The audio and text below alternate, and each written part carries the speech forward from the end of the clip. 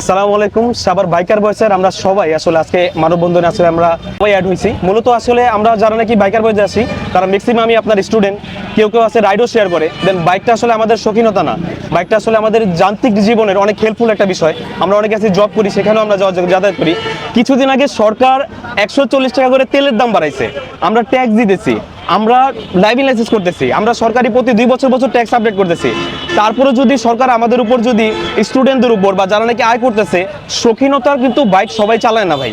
যারা নাকি আয় আয় উৎস এটা ফ্যামিলি চালায়, কারণ মধ্যবিত্ত যারা আছে তারা ম্যাক্সিমামই আপনার এটা দিয়ে অনেকে পেট চালায়, টানা হেসরা করে আপনার মাসের 15 দিন পরে থেকেই। তো তারা কিভাবে, সরকারের দাবি যে আমাদের এটাই যে আমাদের আয়করটা যত কম, মানে সরকার যত না নেওয়া হয়, আমাদের যত এটা মুকুব করে দেওয়া হয়। এই 5,000 টাকা আমাদের আসলে এফোর্ডেবল না। যারা নাকি স্টুডেন্ট আছে তাদের জন্য তো আরো কোনোভাবেই না। এমন হতে পারে যে আমাদের এই আয়ের থেকে আমরা বঞ্চিত হতে পারি, বা স্টুডেন্ট লাইফে আমাদের এটা এফোর্ডেবল না আর কি, এক কথায় আর কি। এটা আমাদের সরকারের কাছে আবেদন যাতে এটা যাতে ওনারা মুকুব করে দেয় আর কি। তো প্রধানমন্ত্রী তারেক জিয়ার কাছে আমাদের স্টুডেন্ট থেকে বা যারা নাকি বাইক দিয়ে আর কি পেশা জাতীয় দ্রব্যতে আর কি তারা নাকি লিপ্ত আছে, তাদের সবারই একটাই আবেদন, তারা যত এই আয় করটা তারা আর কি মকুব করে দেয়, আর আমাদের যত সহজ করে দেয় জীবন নির্ভর করার জন্য আর কি।